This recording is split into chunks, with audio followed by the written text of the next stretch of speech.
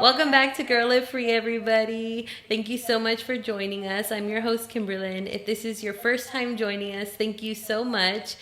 We are a faith-based podcast. We talk all things Jesus.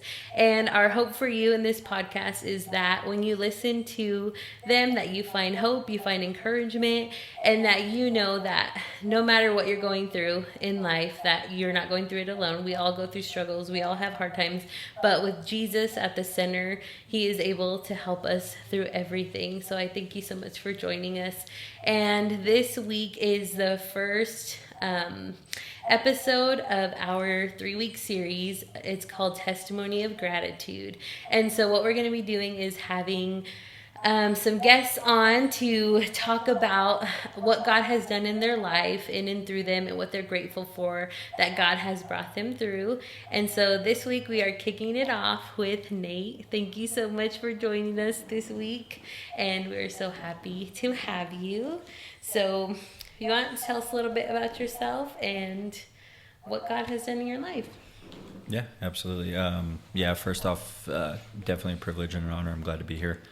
But yeah, just, I guess I'll just go back to, growing up and everything. I'll start like now. I'm a personal trainer, just been certified not too long ago, but it's been really good. Something I really love. So just being able to help people and everything definitely has changed my perspective on a lot of things here recently. But, just kind of going back, growing up, I didn't grow up in like a typical family or normal household or in church or in anything.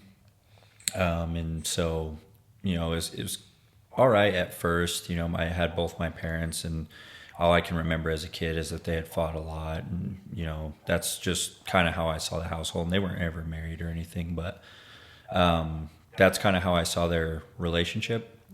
That was an example of a relationship that I had seen. And they split when I was pretty young. I think I was maybe 4 or 5, somewhere around there. So pretty young. So most of my life, my parents haven't been together, and it was a broken home. And like I said, they just always fought, had their differences. So we, at the time, whenever they did split, we lived in Grants, New Mexico. We ended up, me and my sister, going with my mom to Durango, Colorado, where I spent the majority of my life, especially like going through school and everything. And there, it wasn't so bad at first. Same thing. My mom did the best she could. Being a single mother, raising us, and we would see my dad occasionally. Wasn't very often. It was just kind of whenever he'd make it. And still at this time, like just doing whatever. Pretty average life growing up as a kid. My mom ended up getting some pretty good jobs, working as like a doctor's assistant in an orthopedics office. And she had a lot going on for a long time. And we, like I said, it was a pretty normal childhood, me and my sister and her. And then I would say, I think I was, maybe 5th or 6th grade. I think I was around 11 or 12. Stuff started to kind of spiral, get a little bit harder, because my mom, at the job she had, she decided to quit because of a different change in management, and stuff was changing around the office. So she quit her job. And at the time, she always drank, as far as I could remember. She drank alcohol, and we were always kind of around that, but it was never anything that was like a major problem. That was, anything with me or my sister. But after that, I feel like there was kind of a turn, just in what we had to go through and experience. And, unfortunately, my mom really turned to alcohol. Again, I can attest to how hard it is being a single mother raising 2 kids. Still at the time, my dad was kind of, we'd see him maybe sometimes in the summers, maybe sometimes on weekends. Custody was never really arranged. And so, like I said, she kind of turned more heavier towards drinking. Things got kind of bad after she had, quit the job. We lost a lot of stuff, lost the house that we were living in at the time, and really went through some struggles after that, and again, just kind of living with that. We ended up being living in hotels. Didn't have a house, apartment, or anything at the time. It was just me, her, and my sister, and then obviously being in a smaller confined space, and her drinking a little more heavy, and situation was getting a little worse, a little heavier, and kind of around that same time frame. My dad was doing his own thing, same thing. He came from rough upbringing. Yeah. He was into drugs, selling drugs, doing drugs. That's the only way I ever knew my dad. And that's just what he was involved in. That's all he knew. And so that was kind of a little glimpse of what it was like growing up. And then, but around that time is when my dad had actually met a woman. And she, he was like really interested in her, and he wanted to go on a date with her. But the one stipulation she had is that, he had to go to church. He had to be a Christian. Yeah. He had to give his life to Christ. That was like an absolute non-negotiable for her. And he thought that was kind of weird, just, being the man that my dad was. And so, she kept inviting him to church. She was a waitress at this restaurant there in Grants, New Mexico. And, I don't think at first he'd really go, and then finally he agreed to go. And I remember him actually telling me he went high to church because he was like, "Oh, I'm just going to get through this. Like, I'm not going to be part of this." And he remembers vividly, like, Christ, coming down in that service and speaking directly to him. And it was so powerful that he had to leave the service, and he went in his car and he was weeping, and just because what God did in the service. And we'd grown up in churches, so on my mom's side they're Catholic, my dad's side it's Mormon, and so he didn't agree with the doctrine, ideology, all the things. So he never wanted to be part of church, and he believed in God, but he didn't wasn't really like about anything with church. So he was in his car, he's crying, he's weeping uncontrollably, and he had thought he was out there in the parking lot of the church for maybe 5-10 minutes. And he said by the time he had looked up, the entire parking lot was empty. And so God had really just done a miracle in his life from that point. And I remember he had called me, and again, we were still living with my mom. We were kind of in this hardest situation. He was like, "Hey, Nate, I just wanted to call you, talk to you. Just want to tell you I gave my life to Christ. I met a woman. A lot of stuff's very different from me now. I'd like you to meet her. I'd like you to see that I've changed." And I didn't believe him. Yeah. He had called me, he told me that, and I was like, okay, whatever. Yeah, you're going to change, because I only knew him one way. Yeah. And so I was like, okay, I'm very skeptical, didn't believe him, because I was thinking it was a church thing. And I had been in churches I didn't really like going to church all up until that point. And so I was like, whatever. Didn't think much of it. Ended up going and visiting him, meeting her, this lady he had met. And I remember him just telling, we're going to move forward with this. I'm going to get married. And up to that point, I had never been in a household with a marriage, besides my great grandparents. So I thought it was really, really strange. Yeah. And I was like, okay, so he's genuinely serious about this. This means something different. And it was she ended up becoming my stepmom, Victoria. And so she was ultimately the reason that my family had came to Christ, through my dad, bringing my sister and me. And whenever we were in church, I noticed there was a difference. It was just something different than I ever experienced, and it was the Spirit of God that I hadn't felt before. And my dad, he was actually different, and I could see the noticeable change, and I knew whatever he had, whatever changed him, whatever it was real. Yeah. And so whenever I saw that he had changed, that's whenever I knew I wanted the same thing. Yeah. Because the way I had always viewed life growing up was, I didn't want to just go through school, have a career, go on vacations here and there, and then you live this pointless existence and then you die. that's the way I always thought about life, just Yes. even from a young kid. And I was like, there has to be more. Yeah. And I didn't ever not believe in God. It's just that I didn't read the Bible. I didn't have a close encounter or relationship with him up to that point. And so I knew what my dad had was real. Yeah. For how you were saying when you were growing up that your mom was Catholic and your dad, the more religion that they went for was Mormon. Was there ever a time that through like they ever not like push religion on you, but ever like on you and your sister like showed you a type like about like ever told you about Jesus or knew anything or whatever religion, you know, that they kind of tried to steer you either way to either one or the other, or was it just like a this is who we are just in passing, but there was never really like a deeper like a relationship to the type of religions to where you knew what it was, you know?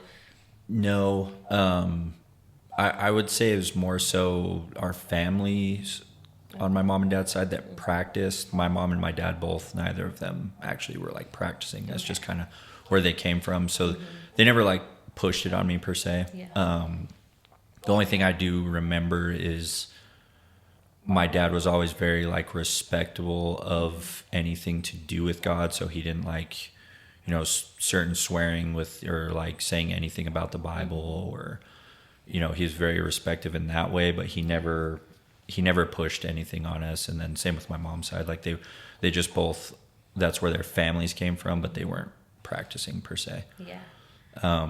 So no, not as far as I can remember. Okay. So then when the moment your dad called you and now he's telling you, hey, I got saved, I have this relationship with Jesus, now he's in church doing this, like you said, you knew at that point that this was something different. But what was your like perspective of it? Did you think like it's more of like, oh, he'll just like move on from it because it's something you're so used to, or was it like maybe there's something here, you know? Yeah, no, I think I definitely did. I thought it was maybe just a phase, or maybe it was just because he did, you know, whatever, wanted to go on a date with her. I didn't know, like, I just, I didn't know what to think of it just because it was so out of character and it was so out of like anything I've ever known my dad to be. And so, I really didn't know what to think, but I didn't believe him. I really didn't believe that, you know, he had changed. And so anything he'd ever said about church, you know, he was like, oh, they just take your money. It's just about a money thing. It's finances. It's just a man-made thing, you know, that to deceive people into giving money. And, you know, they just, you know, that was his whole perspective on church. And it almost made sense to me because I was like, oh, you know, like Catholic or Mormon churches I had been to, there's always, you know, some type of giving or like offering plate or something. And so I was like, yeah, maybe he's right. And, you know, just never really thought more of it from that. But yeah, I didn't really believe him whenever he had said it originally. Okay. So what do you think was like the turning point? Because you said how you were able to see like the change in your dad and the relationship that he had with Jesus. And you knew that was something that you wanted as well. Like what caused you to see that change and want that as well? So kind of how I had mentioned is all I remembered my dad being was like drinking, partying, doing drugs, selling drugs. And so whenever I saw that was no longer part of his life, because it was almost on a nightly basis when we were there. And so, you know, he'd always have his friends over. There would always be people there. There would always be, you know, just stuff going on constantly. And this time, whenever we had went and visited him, there was none of that. And so I could tell right away that there was something that had changed, something that had shifted. And, you know, at that point, I may have not known exactly what it was yet. But I'd seen like a very noticeable difference. So. Okay. Yeah, that makes sense. So so how did like the change with him affect your life into where you are now and the change in your relationship with God? How did that like time in your life do that for you? Yeah. So because I saw that there was a change in him, I knew that it meant that it was something real. Yeah. And I think because of the perspective I had on life, I yearned for something more from life, like a meaning.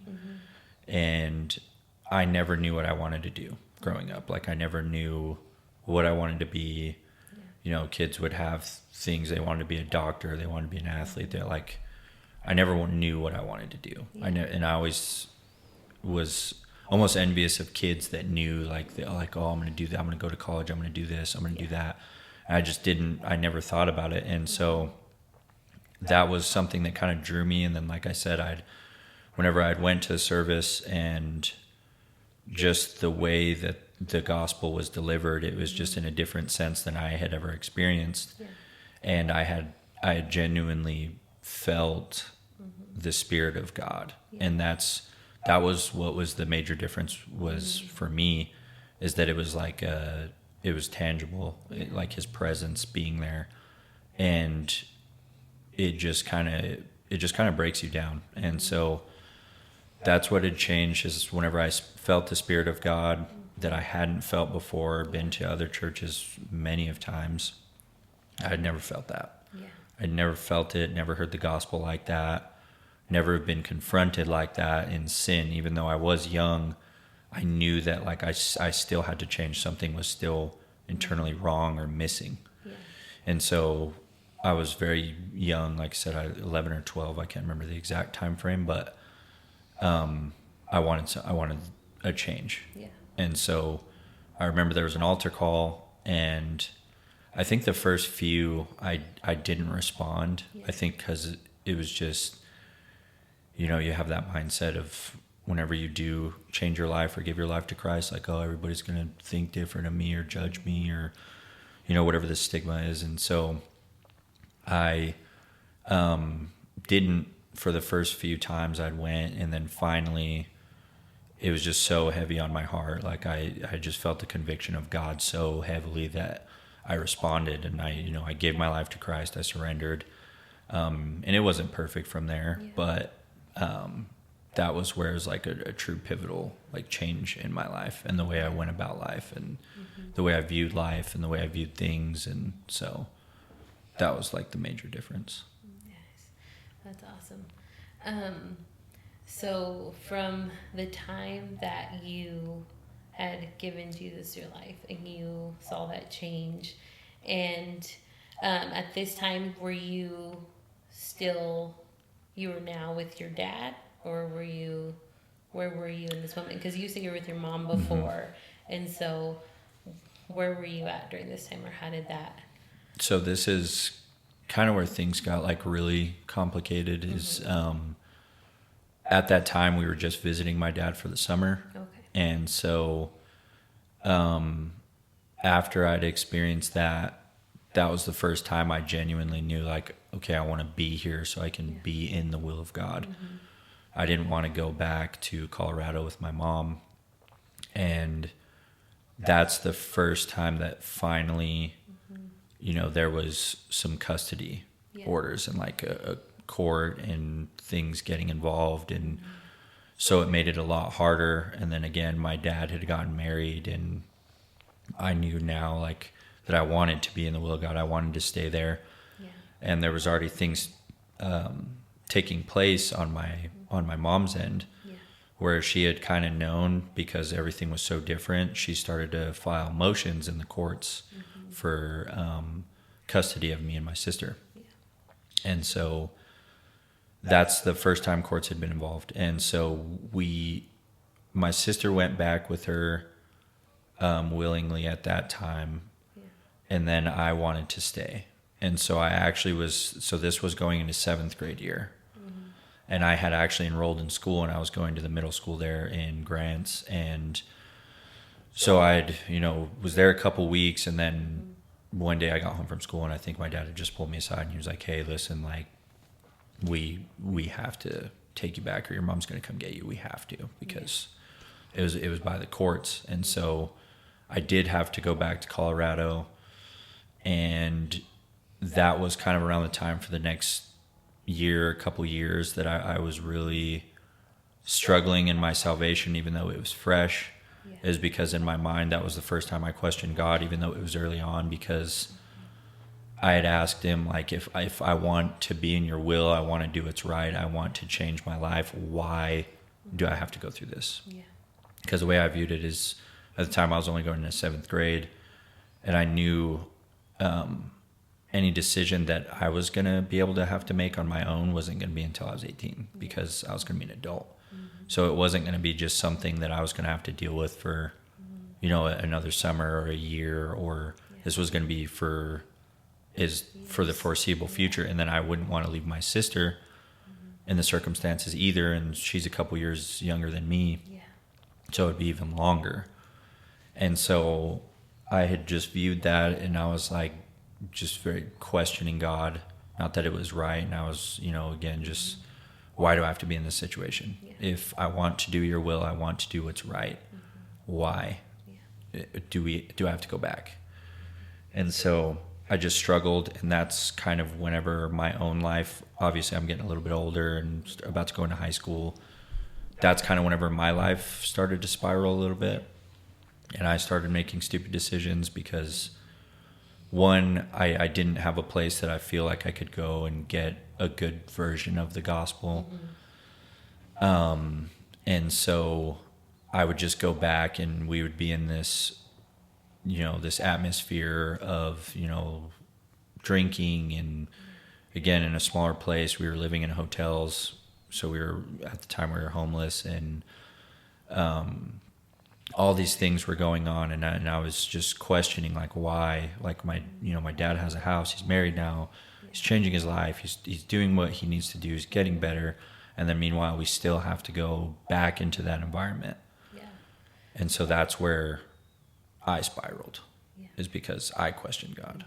And so, did you ever have like conversations like with your mom about like kind of the circumstance you were in and kind of what you were wanting for your life and where you were wanting to go? Was that ever anything that happened? So to where she knew, like, hey, they're struggling, they need something different. Yeah, I think that's actually a good question. I think it was more so maybe the way it was projected, it probably could have been done better. But again, I was a kid, and I didn't relay to her that we were so unhappy. And I think deep down she knew the situation that we were in. She doesn't want that for her life either. It's just struggles happen to people. Yeah. If you don't know Christ, there's only so many certain avenues that you're going to go down, or things that you're going to choose. And so I probably didn't do the best that I could have to express, it was more out of frustration and anger that I probably projected that towards my mom. Okay. And so it was more so of probably out of a place of hatred or bitterness that I had to be there. Yeah. And just that I didn't want to be, and I didn't want to live there anymore. And so I was frustrated. Obviously, I'm sure, again, she's frustrated in her own life. Nobody wants to be in that situation. Yes. And so it's no knock on her, because again, if you don't have Christ, you don't know. There's only so many avenues you're going to take, and most of the time it's going to be sin. And to find some kind of peace or some kind of temporary fulfillment from the things that you're struggling with. And so there was just a huge tension, and so that's why I spiraled. Was because I was like, well, I'm here now, I'm gonna do whatever I want. And I never got like into like heavy drugs or anything, but I did drink a little bit, and I kind of started to smoke weed with some of my friends, and just went down a path that I didn't ever even enjoy, really. Like, I was never addicted to any of those things. And I knew better. I knew right from wrong. And I just kind of spiraled just because it was like almost a coping mechanism. And instead of trying to do whatever I could for my salvation and get better and get closer to Christ, I went the opposite way, because I was like, oh, well, I would justify it as, oh, like, I want to do what's right. And I wanted to be in New Mexico. I wanted to be in the will of God, but, apparently God has different plans. And so I would justify it by being like, I'm in this environment, I might as well just participate. Yeah. Type mentality, which was a wrong mentality to have, but for sure. That's just where I was. Yeah. So what caused the change to where you were able to now, you and your sister, be with your dad and now change the environment that you were in? Yeah, so that was, this is actually where like the miracles like really started happening with our family, where I saw exactly how powerful and how big God was. Yeah. Is my dad had actually gotten a word, and an evangelist had told him, very soon everything is going to change. You're going to get your kids back. You're going to, think God's about to do a movement. And he said, it's going to be so that you know that it was God, that there were no outside circumstances that could have changed it. It's going to be so many things, so many miracles that you knew that it was God that did it. Yeah. And so, and me and my dad had talked about it, and he was saying how, he, in his mind, he was like, there's no way. There's no way. Because I think at this point, whenever he'd gotten that word, I was a junior in high school, I believe. And so we had went to visit him for Christmas break. And all these things started happening. My dad was going back and forth from New Mexico to Colorado, really long drive, doing all these court dates, doing all these things. And he was having to go back and forth constantly. And at the time, he didn't have like the resources or the income and everything that he needed to be going back and forth like that. Yeah. And so it was really just burdening him. And so whenever he got the word, he like, it didn't make sense to him. Yeah. And so he, we kind of went about everything. We went to visit him for Christmas, but at this time my dad had moved to Texas, where we are now. And so we were in New Mexico for Christmas that year, in his old hometown in Grants. And I just remember, going through all these custody battles, all these court things, all this stuff's piling up. It doesn't look like there's an end in sight. And, we're about to have to go back with my mom on this Christmas break. And I just remember my sister just crying and weeping and just begging that she didn't have to go back. Yeah. And all of a sudden, we had gotten like information basically that my mom, she out of nowhere, she just, decided like, I'm going to give you custody. I'm tired of fighting. I'm tired of the battle. I'm tired of everything that's been going on for all this time. I'm tired of it. And it came out of absolutely nowhere. There was no indication this was going to happen. There was nothing going on. And so then I was faced at a crossroads. So I was a junior. Mm-hmm. And I remember almost thinking like, well, I'm already this far. Like, as long as my sister's out of here, maybe I could still graduate here, because I didn't want to be away from my friends at that time. I didn't want to start a new high school. I didn't want to. But then I really thought about it, and I was like, obviously this was God. This is something that we had prayed for, and I have to go, even if it meant leaving all my friends and not being able to graduate with them, and not having to start a new high school, having to start all these things, and it was tough at that time. And I knew I would have really let down my family and all the battles and things that we had gone through if I had decided to stay, especially in that environment. Mm-hmm. And so I think it was just kind of a tactic used on my mind, like, and who knows where I would have been if I did stay. Yeah. Because at that point, again, I was still really struggling in my own salvation, and it was rocky. I was still questioning God. So that was the first thing, is my mom calls, we end up leaving, and then all these other miracles happened. So some family friends of mine, one of my best friends, his name's Andrew, his mom and his family was always like a family to me. Mm-hmm. And whenever all that was happening, and all this stuff was going on. His mom opened up her home to not only me but my sister during that, and she told us, if you guys have to finish out school and you have to make it through high school, you can live with us. Yeah. And they had the means. They were very abundantly blessed. She had a very good job. Yeah. And so she just completely opened up her home. She literally was like going to give me a vehicle to drive to school. I mean, everything. Yeah. She was like, we're always here for you guys, whatever you need. She was always in communication with my dad. So whenever all that was happening, we were staying with her for a little while.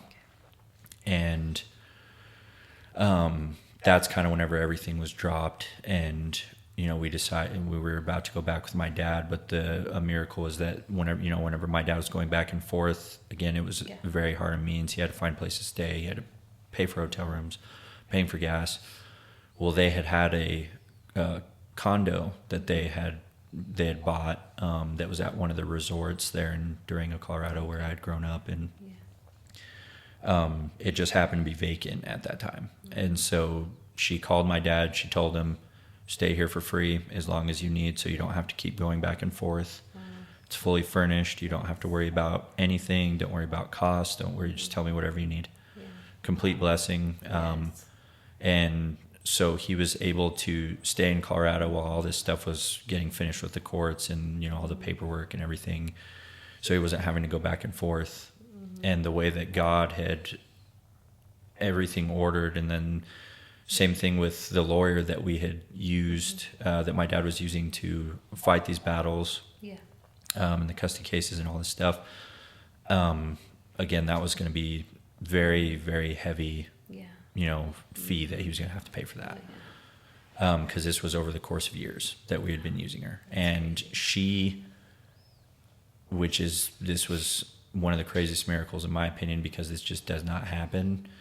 Because she was a lawyer that specialized in things like that whenever it comes to just childhood upbringing or anything with families, any domestic violence, all this stuff. That was like her main practice. And so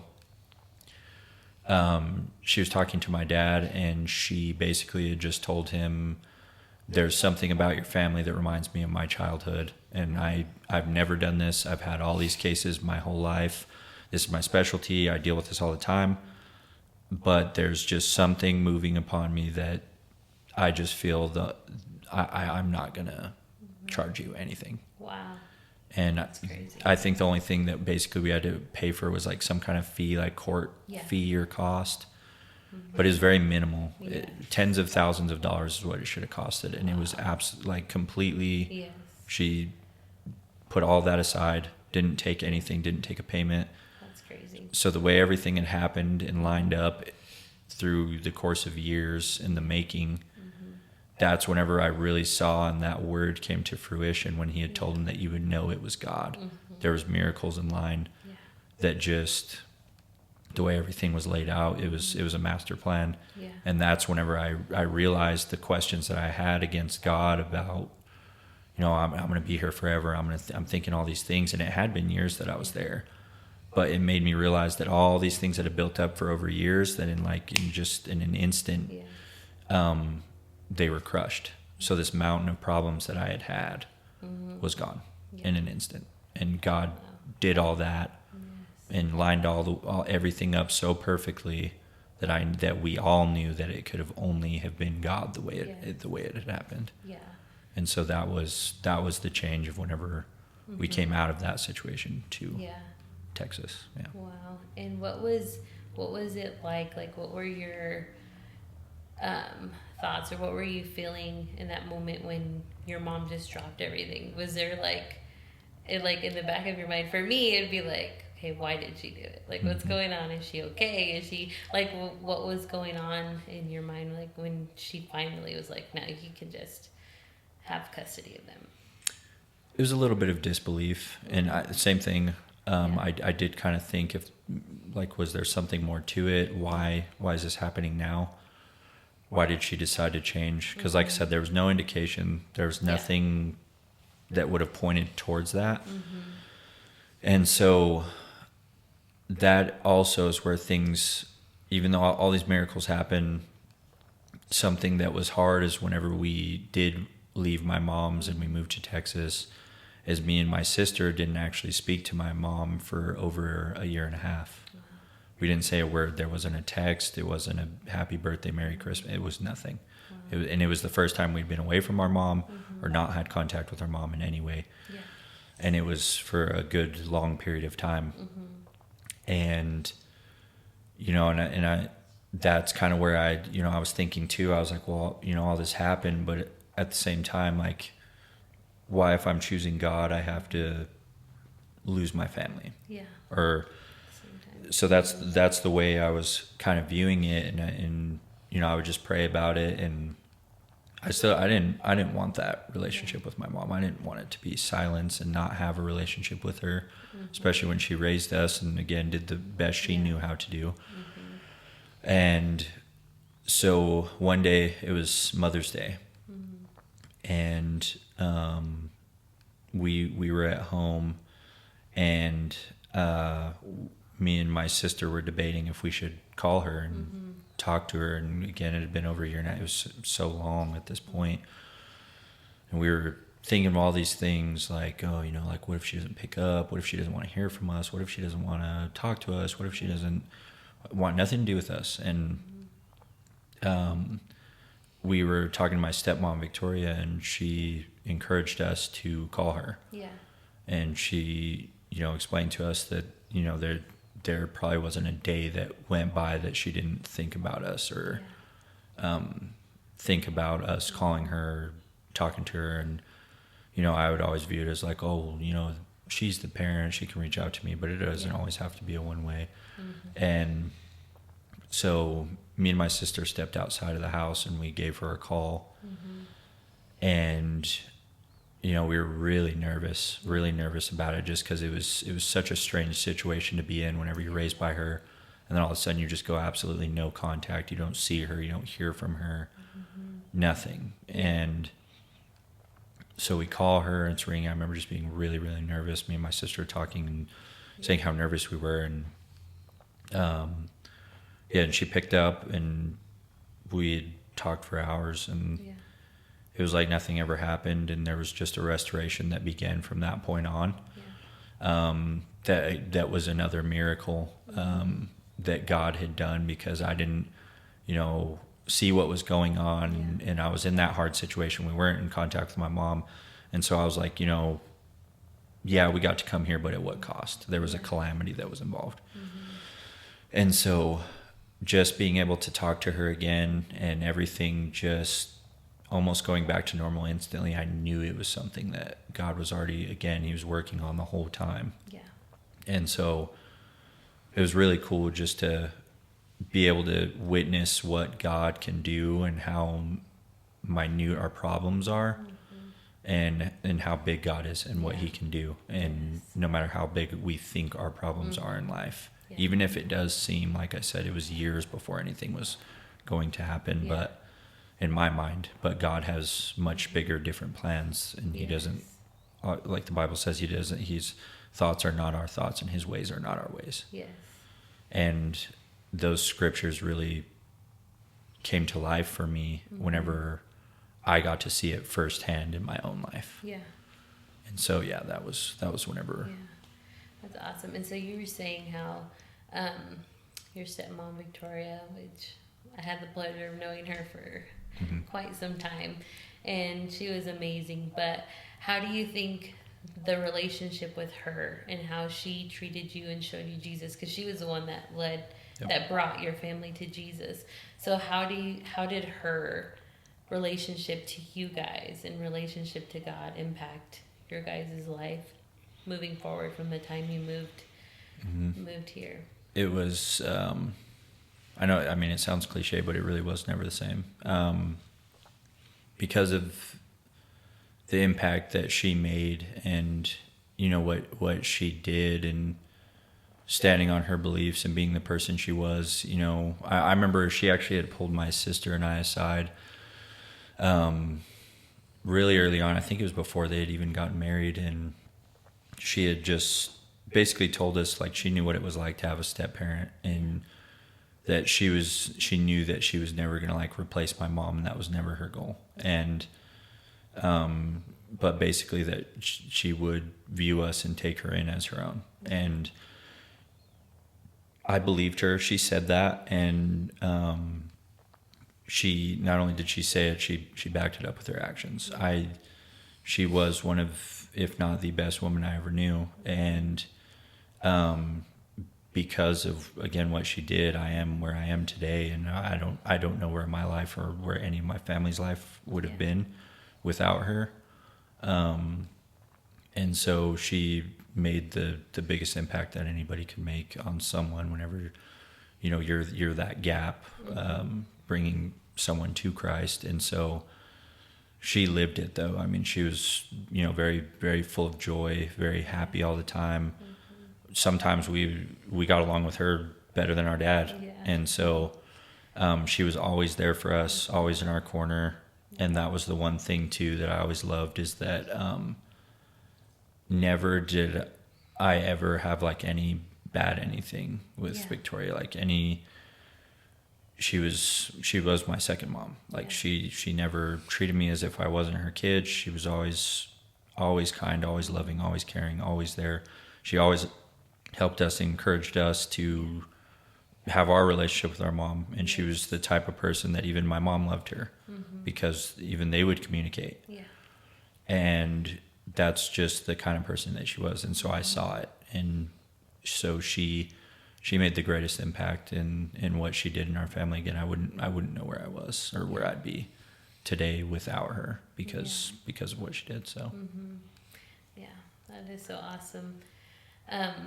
And I don't know, I think it was our last podcast that we had touched on dealing with mental health and different stuff like that. And Jackie had also mentioned, and you know, if you're not comfortable with it, we can edit out or whatever, but mentioned the loss when she did pass away.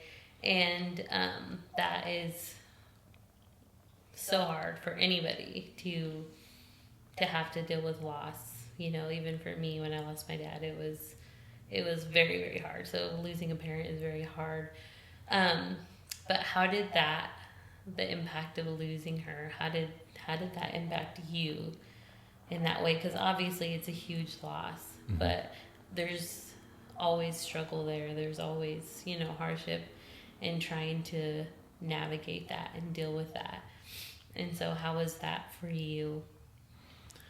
So interestingly enough, out of that loss is where I saw who God really is. And I would have never known him in the way that I do had that not happened. I'm not saying that's what it was for, because it was, and the way it had happened, is very tragic. You know, she was so young, and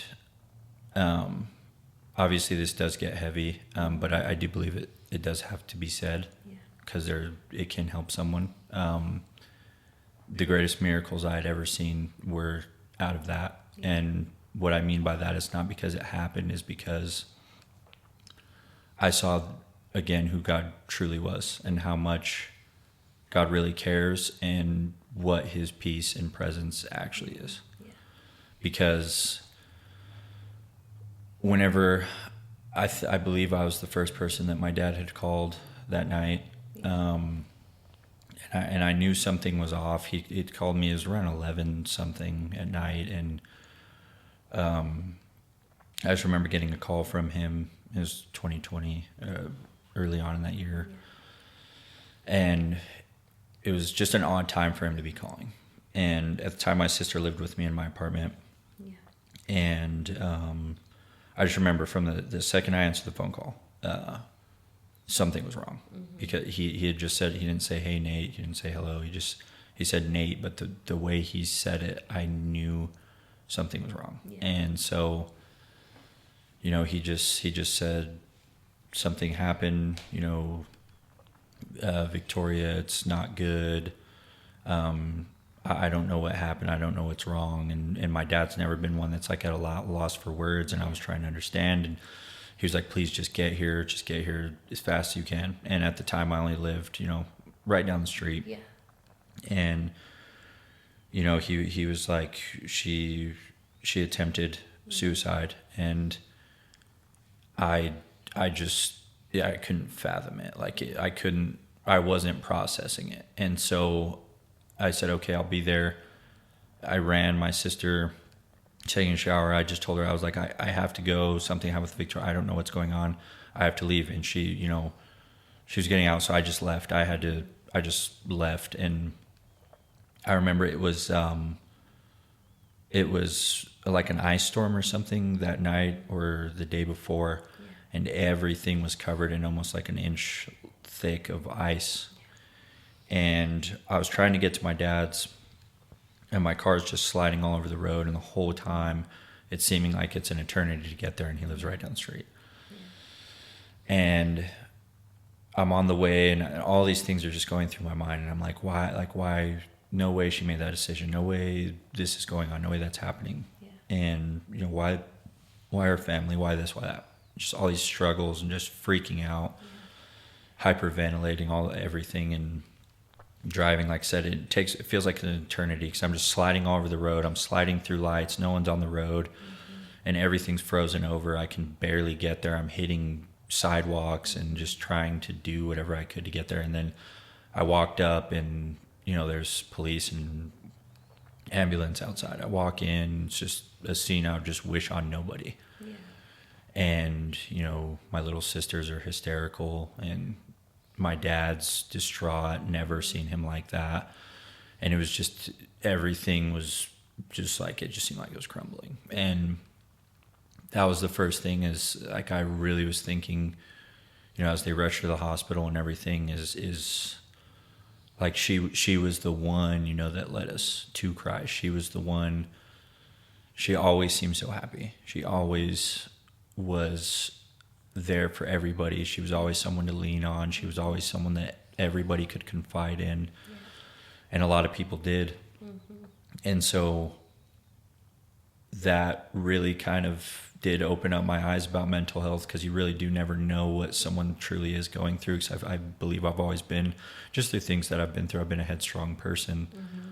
And so I didn't always understand it. Like, I didn't understand why people could be depressed or have anxiety or any of these things. And so whenever that happened, and struggling through the next few days,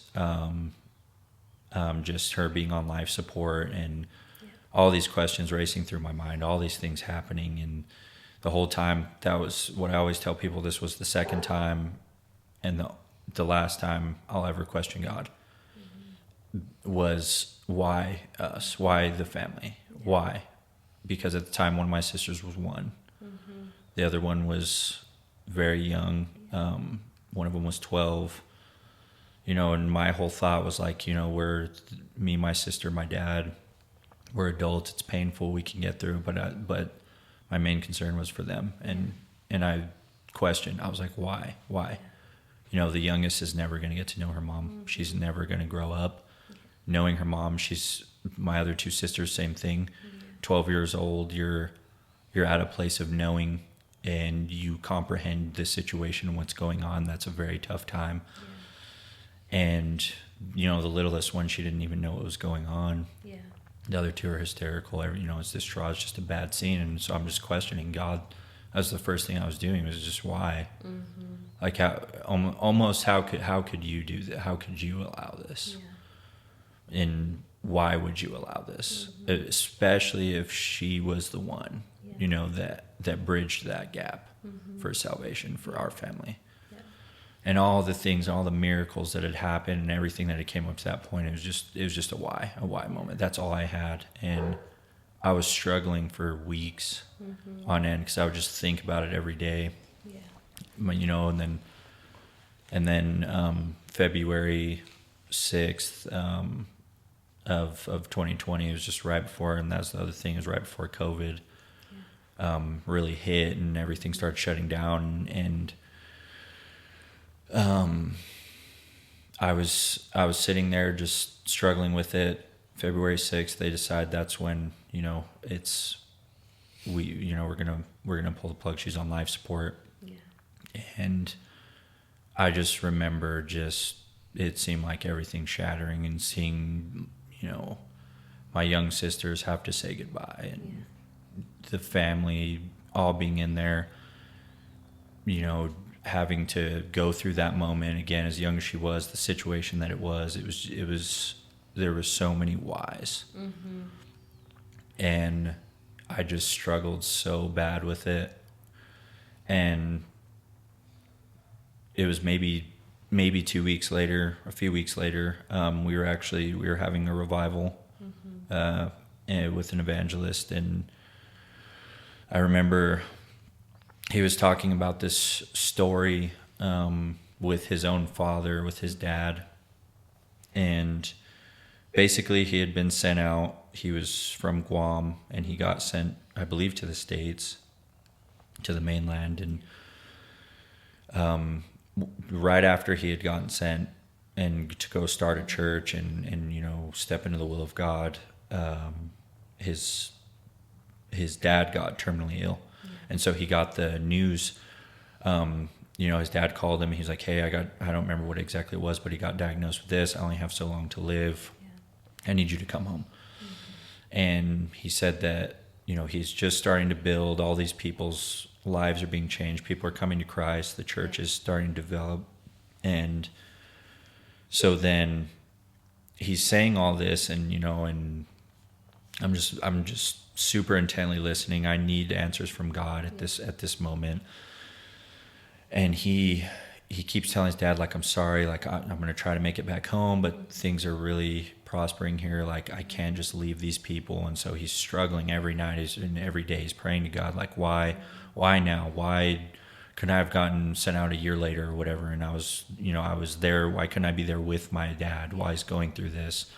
Why do I have to be here? Why can't I make it back? Why? And he's same thing. He was in the same exact place. Yeah. He was having all these whys. And why are you allowing this? Why are you doing this? And I remember he said his dad would just keep calling him, telling him, you have to come back. And his dad wasn't saved. He had never gave his life to Christ, and he was encouraging him, "Please, Dad, like, just consider it." And he just would reject it every time he was on the phone. And he was like, "Please, Dad, like, just please, do it. Please give your life to God. Give your life to Christ. He'll change you. He's going to be with you. He's going to help you." And he just refused to. And finally his brother had given him a call, and he said, "Hey, Dad is not doing well. You have to make it back home. Like, he's not going to last much longer. He wants to say goodbye." And so he was struggling at that point even worse, thinking, why do I have to be here? And so then he again gets a call from his brother. He tells him his dad passes away. And that's whenever he broke. And he said that his dad, that's when he's really questioning God. Why would you allow this to happen? Like, this time frame, this could have happened at any other time, but why now? Whenever, again, I'm in your will, I'm doing what I know you called me to do, but all of this is happening with my family while I'm here, and there's absolutely nothing I can do about it. And this is what changed my entire perspective from that point on. Is he said that God spoke to him, and he said that in his dad's final hours that he wasn't calling upon his name, and he wasn't calling upon the name of his brother or his mother, that he was calling upon the name of Jesus. And that everything was okay. And he spoke to him, and he said that a peace came over him. That same peace, I believe he felt in that moment, it came over me. And that was, again, I may have never experienced that peace of God. And I'd always heard people saying, like, whenever you're in a service or something's happening, when the Spirit of God is so heavy, it feels like you're the only one in the room. It's exactly how it felt. I felt like I was alone. I couldn't see anything. It was like it seemed very bright. And there was just, it was like an embrace, like God literally was holding me. And it was a peace that I never felt. I can't even, words can't describe what I felt at that moment whenever he was saying that. And I literally broke because the presence of God was so strong and so tangible that I literally just broke down, and I just started weeping. And it almost had felt like he was, through that message, he was speaking to me about the situation with what had happened with Victoria. Yeah. And so I just remember too, altar call, and I'm at the altar, I'm praying, and I'm just, the whole time I'm just weeping uncontrollably. And I stayed there, I don't know how long, but same thing, I got up and everybody was already gone. Yeah. And from that point on, I didn't struggle with it again. Yeah. And so I was able to talk about it. I didn't question why. And I'm not saying I know all the answers, but I do know that God gave me a peace that I did not have to question, because I do know that God is in control. Yeah. And I know that through whatever we went through, no matter how much I could never understand it, there's a purpose and there's a plan that God has for everybody in every situation. Yeah.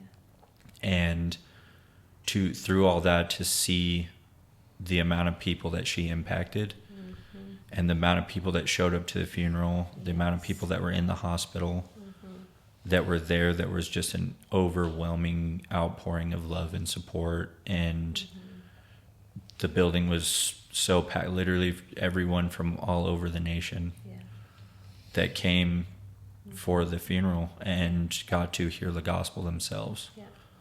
And I know that that's something that Victoria would have wanted for literally any of her family members, is to come to Christ, to get saved, to know him. And she was one of the greatest examples that you could be. And there were things that had happened in her life that, again, I couldn't imagine going through and struggling with mentally. Yeah. And I don't ever condone the decision, that was made. And it is, again, it's heavy, but it is, and I will always view it as it's a selfish act. But again, I could never understand. I can never understand what she had been through mentally. Yeah. And so I never blamed her for anything. I never held anything against her. I always had a good relationship with her. I never, we never fought. I never talked back. I never argued with her. I never anything. And so when God gave me that peace, I was at a peace, and I'm able to also use that story to try to help others to understand that, we'll never understand God's plan. Yeah. We can never, but it is all in God's hands. Yeah. And no matter what we go through, even again, if we never understand it, that is for God to know. And that is for us to rest assured that he's in control. God's always in control. And I know, again, it sounds cliche, but whenever you go through something like that and you feel the presence of God like that, it will change your perspective. And again, I may have never known if that had happened and been able to help other people or affect other people that are going through that as well. And so I actually, because of all of that too, mental health has been something that I've looked a lot more into and tried to understand more and understand what people go through more, because you really never do know. And is kind of one of the reasons why, at the beginning, I'd mentioned that I had gotten into personal training just because of what movement does for people naturally, and the effects that it has, all of the evidence that shows that the positive impact it has on people. And so it really, and whenever I had started, training and everything personally, then I saw the effect it had on me. And so it was really more of the mental health aspect, because I wanted to help people in that sense. It was never about the physical for me, ever. It never has been. And so all of that has tried to help me better understand someone that could be going through these things, especially depression, anxiety. It's very prevalent in today's world. And then so many other miracles. One of the most amazing stories that had came out of that situation was actually one of my aunts on my dad's side. She's not not per se a Christian, but she's always explained that she believes that there's something, a higher power. She just doesn't want to, more agnostic. She just doesn't want to admit or say that it's Jesus or that it's this or that, but that there's a higher power is what she says. But so this was already months out of this situation. My dad calls me one night. He's crying and he's just tells me I have to tell you this story that happened. Your aunt, she gave me a call, and it's just a miracle what happened. And so he begins to tell me this story that, she, at first, whenever she calls him, she tells him, I'm very reluctant to tell you the story. I was trying to hold off. I didn't actually want to tell you it at all because I thought it would hurt you. And so she's like, but it's been so heavy on my heart for weeks that I have to tell you. I have to tell you. And, people can believe what they want or how they interpret this story, but it was just a miracle in itself. So she was telling him that she had a dream. And again, she's not per se a believer. Yeah. She had a dream that she knew was something more than a dream. Yeah. And that she remembers walking to my dad's house, and Victoria was in there, but she had her back towards her, and she was in the kitchen, and my dad was at the table with one of my little sisters, and that she remembers being confused because, again, she said it felt real. It was not a dream. And she explained it as like an outer body experience, and she could control herself. So she's trying to get Victoria's attention, and she won't answer her. And there's nothing she could do. She's trying to look around her, trying to talk to her. She won't turn around. Yeah. And she said all of a sudden, something that appeared, she said, like that was almost like a man, but she couldn't look at him, and that it was too bright. And he touched her, and she turned around finally, and she was able to interact with my aunt. And so she said they both just immediately began to break down. And my aunt was just telling her, like, I'm so sorry I wasn't there. I didn't know. I wish I would have known. I wish I could have been there. I wish I could have, done all these things different. And Victoria is saying the same thing. I wish, that's not what I intended. I didn't want this to happen. I didn't, and they're just weeping.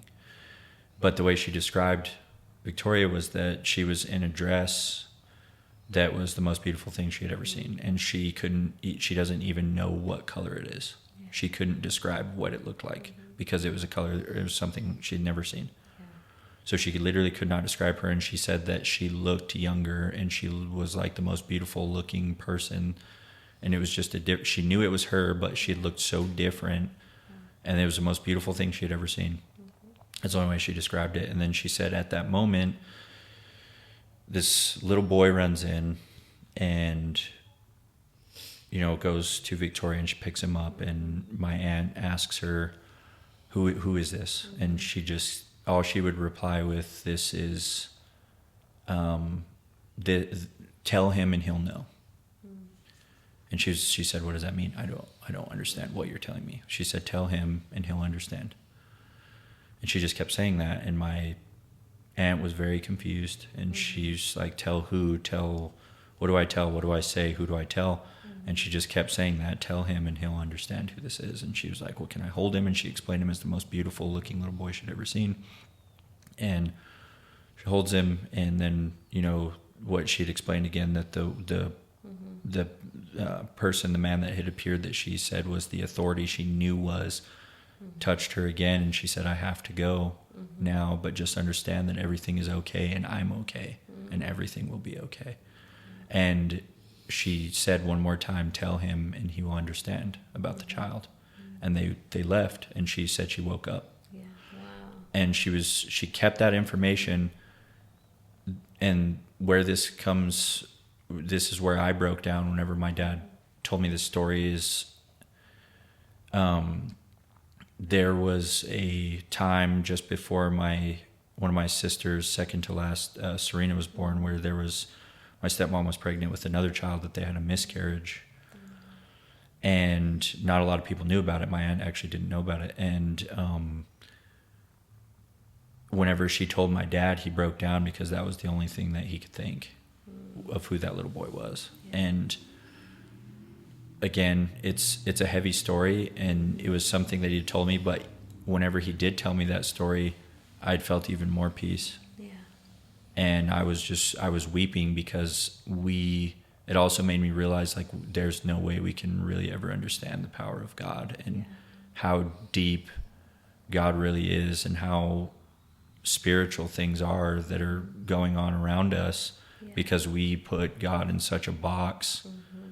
And up to that point, and after hearing these things, like, there was only limited ways I would think of God and what he could do. I knew he was all powerful, all knowing, and we still somehow have this way of putting God in a box.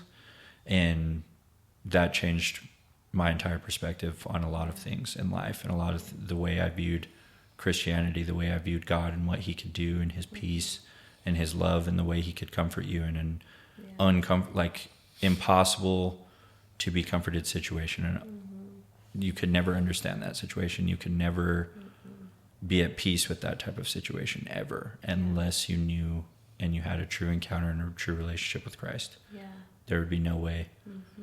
And so that's something I've always held on to dearly. Like, no matter what I go through in life, I know that God has a plan. I know that God's purpose is greater than literally anything I can imagine. Yeah. It's so much deeper than anything I could ever think or draw up, and there's a plan much greater than any of the pain or sorrow or any good or bad or anything that we go through on earth. Yeah. So. Wow, that is so crazy. But that's so awesome though to see, because like, even after losing her, she's still been able to impact people in so many ways.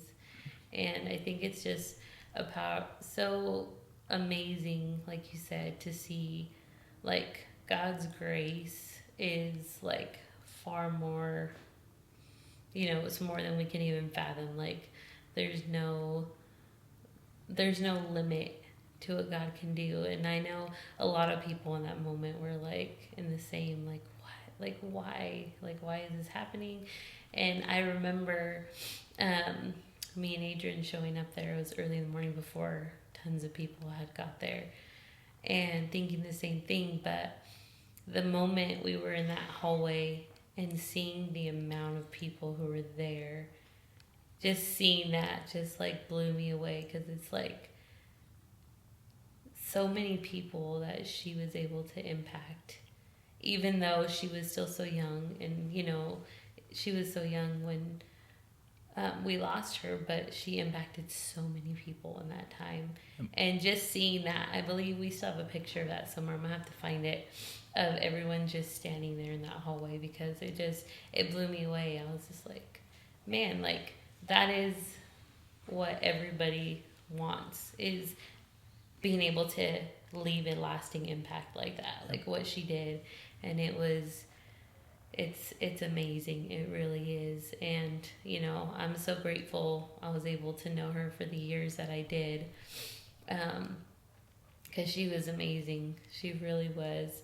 But, you can never truly understand, why things happen, but only God knows. He really does why it happened, what his purpose was for it to happen, and what he can do through our lives. And like you said, like, if that would have never happened, then you would have never seen God in the way that you did now, or you have been able to now. And I think it's amazing. It really is. And so and now, I mean, we get the pleasure of seeing you all the time and seeing where you are in life. But, it's amazing to sit down and really see, what people are really going through in those moments. Because you never know until you have those conversations, and you have, and you really talk about it. Was there ever a point in life that you wanted to leave Christ, or you didn't want that relationship with God anymore, and what kept you from leaving? I think after truly knowing God, no, I never wanted to leave Christ again. Because the thing is, like, has my salvation been perfect? No. I've fallen many of times. I'll never admit to being the perfect, Christian or any of those things. I've messed up more times than I could count, but I never had the thought of like, oh, I don't want this anymore. Because again, whenever you go through those things and you know that there's literally nowhere else to lean on, I really do. I feel bad for people that don't know Christ because of that reason. Just being, whenever other people go through loss or other people go through tragedy or whatever it is in life, hardships, trials, they don't know often where to turn. They don't know who to go to. They're trying to confide in someone. They're trying to find an outlet. They're trying to find stuff. Sometimes there's things that people just will not understand.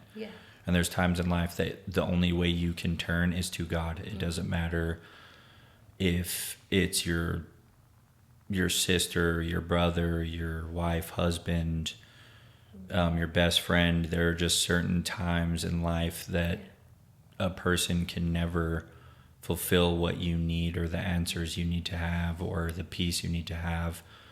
And there's times that only God can do that. And I know that through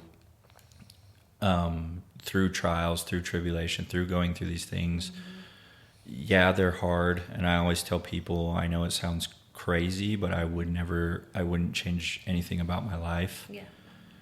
Because it makes you who you are. You have a different perspective on things. You're able to help people. You're able to understand people and at least try to understand what they're going through.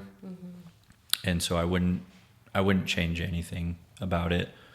There has, like I said, a lot of stuff I've talked about. It was very heavy, very hard times in life, but I wouldn't change it because, again, I know that God has a plan that's something greater than I ever knew or imagined, and I always rest assured in that. And so turning away from Christ, again, like I said, I fell back into sin at times? Yeah, sure, but never was I like, I'm just going to completely leave him. I don't believe in that because it's so deep for me and who I am that I couldn't. It doesn't matter whose opinion differs from mine or what family members say what or friends or their opinions or whatever. I know what I've been through. I know what God has brought me through. I know the miracles he's done in my life, and I know because of those things he is so real, and I've felt his presence so heavily that there's literally not a person on earth that could ever convince me of him not existing or not being there or not be loving or caring or whatever people have to say about God. There's nothing that could ever change that for me. And I know people say that fall away, but it's deeper than going to church or, just obviously as a Christian, you'd be reading your Bible, everything. It's so much deeper than that, though. Your relationship with Christ is so much deeper than that. In those times of need and those times of doubt and worry and suffering,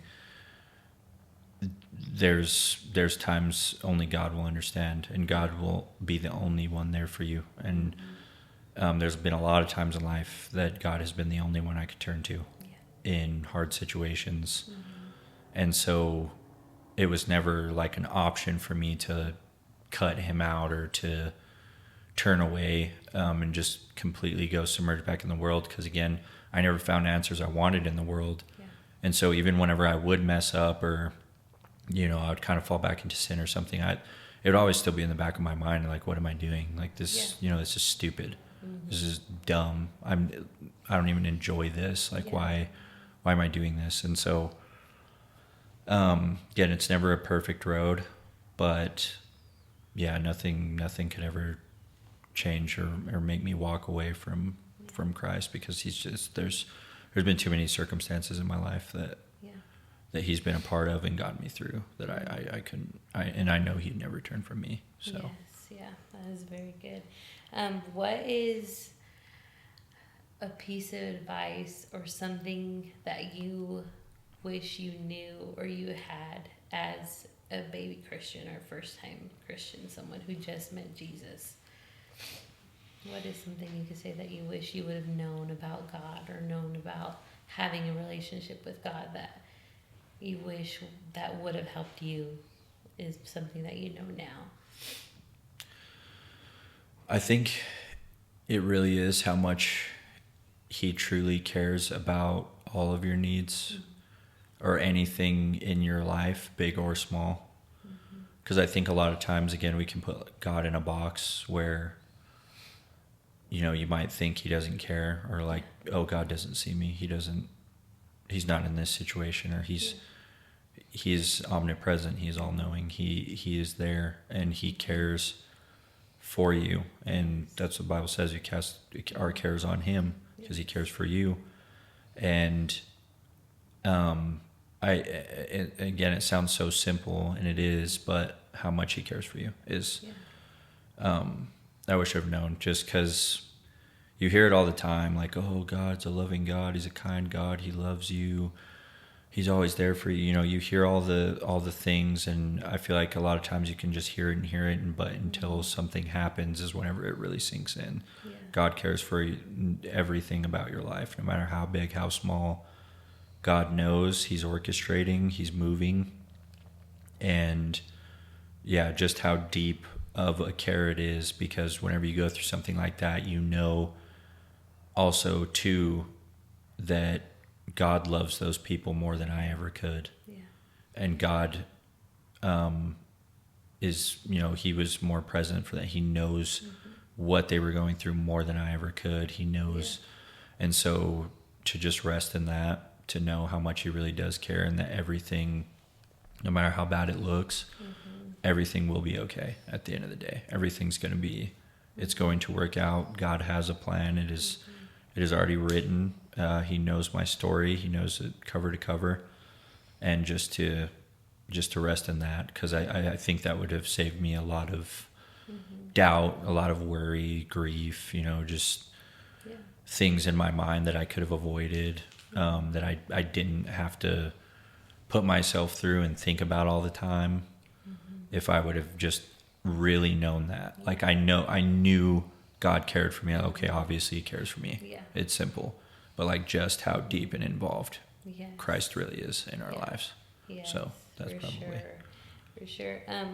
What do you think is one thing that you would tell a long-term Christian, somebody who's been saved for years, that might be maybe at a point where they are either, whether the relationship with God is good or whether they're still searching or have questions about God? What is something that you would tell them? I think as far as long term, I think a lot of times people, including myself, the longer you're saved, the more you almost take it for granted. Just not to, because things become like they seem routine, and we just kind of have to know what we're doing it for, who we're doing it for, that ultimately it's for God. Yeah. And yeah, I think mainly just that is just not taking that for granted, like salvation for granted. Like it doesn't always have to be being involved in every ministry, but I think a lot of times in the way that we act and what we do in our day-to-day personal life is what really changes. Is when you first come to Christ, you're just filled with so much joy, happiness. So it's a freshness. It's different, and that kind of fades because it becomes something just like anything else in life, that it becomes a routine. It becomes it's just like, okay, like this is what I do. But whenever your identity is in Christ, that's who you truly are, and that's who you identify with, then I think it kind of helps, again, your day to day, because even if you're not involved in every ministry, don't lose the way that you treat people, the way you go about your day, the joy, the peace that God brings. That's something I always thank God for, is because, I'll see people that are stuck in sin, lost in the world, just that they don't have a peace. They don't have a joy. They're always, looking at what's going on in the world and down about it. And we're so blessed to be able to really know like why everything's happening the way it is and what's going on.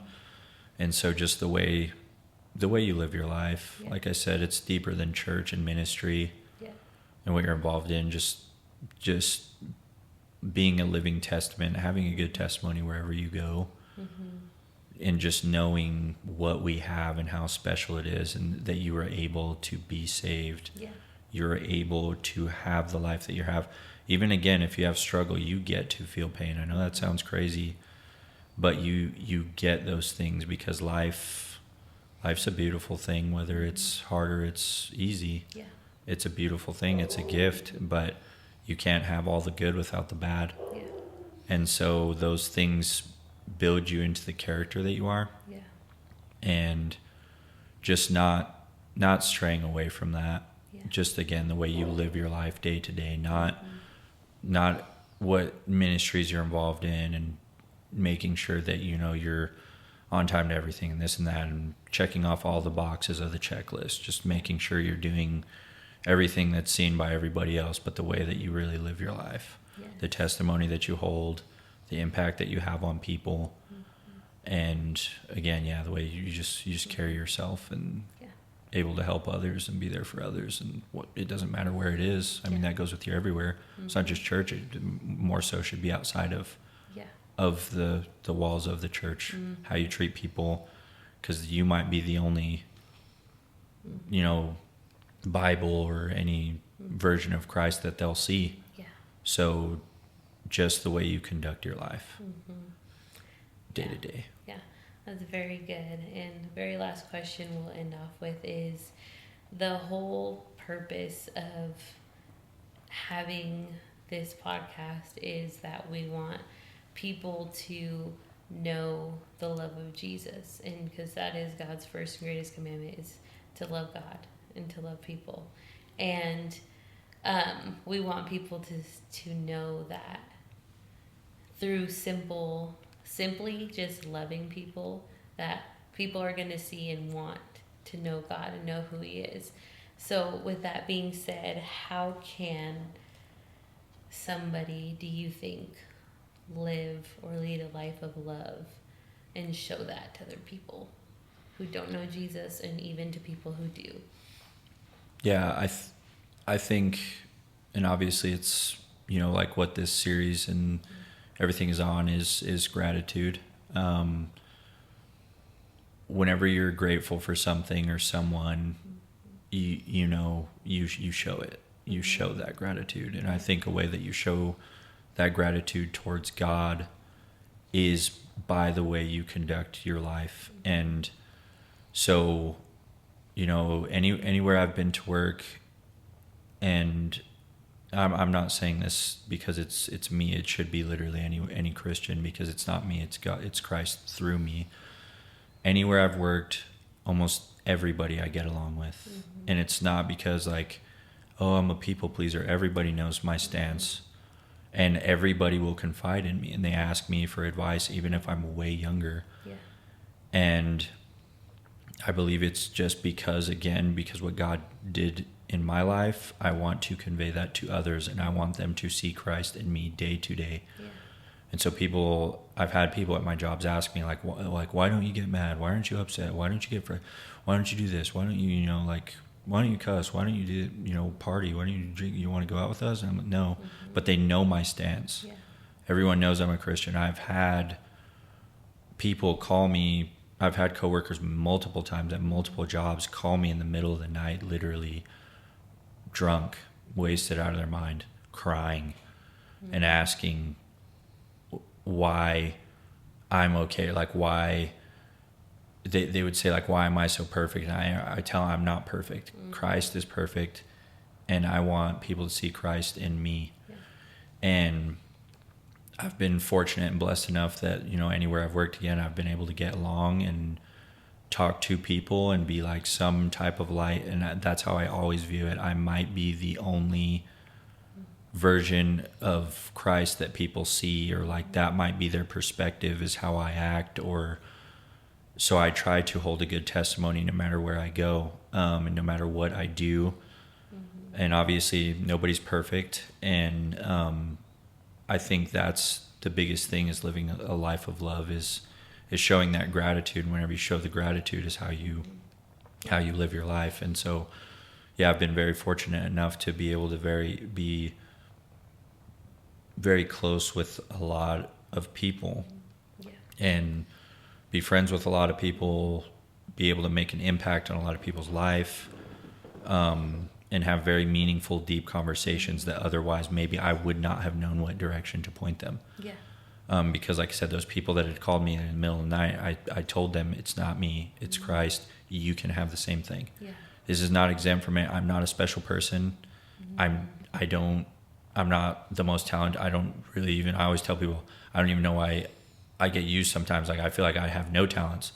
And it's because, God uses everybody in different ways. And to be able to make an impact and have people, that will reach out to me. And I'll even have random people update me from old jobs, like, hey, getting married, getting my life right, been going to church, gave my life to Christ. Thank you so much for exampleship, whatever. Like, those are the things that are priceless, is the way that you live your life, and the way that people, are impacted by your decisions. Because you might think a lot of times that no one's watching, or that nobody cares, or whatever. And that's a normal perspective to have. I've thought that many of times, but then you'll get people, like I said, that they reach out to you and they don't know where else to go. And they ask why. And, I've had so many times, I've had friends that I've prayed with that were just weeping over the phone, that, ask me so many questions, that have came to me with suicidal thoughts and just wanting to end it, and just calling and crying, and being able to pray with them, and being someone that could actually make an impact for Christ, and not just like, kind of try to direct them to the next program or to the next thing that, hopefully could help them, is to being someone that they know that they could go to. A lot of people might not ever want that role, but I think that's what we should all be as Christians, is someone that, people can go to, and they can be able to confide in, and they're going to find the true answer. They're not going to find the answer in the rehabs, in which, no knock on those, because they can definitely be a tool and something used, and they have their place as well. But the true answer is always going to be Christ, and people are always going to see Jesus in you, and so you might be how they view him. And so the way you live day to day, every single day, that's the biggest thing, as far as like how you're going to show the gratitude. Well, very good. Well, thank you so much again for coming on. Yeah, absolutely. It was a pleasure. Thank you. Having you, and thank you for sharing your story with everybody, because I know it's going to reach and touch a lot of people. So thank you so much. Yeah, absolutely. Hopefully thank you. We'll have you again. Yeah, I'd love to. Thank you. Thank you guys so much for joining us for our very first episode of Testimony of Gratitude. Next week we will have another episode coming live. We so appreciate your support and your help and your love that you have shown us. If you want to continue to hear more episodes, please share, please like, please subscribe to our channel on YouTube. Please follow us on Instagram, on TikTok. We would love to hear from you and hear how you are loving our podcast, or if you have any podcast ideas or anything you would love to talk to us about, or you'd love for us to pray for you for, please let us know. We so appreciate your support, and we hope that you enjoyed this, and we can't wait to see you next week for our next episode in our series, Testimony of Gratitude.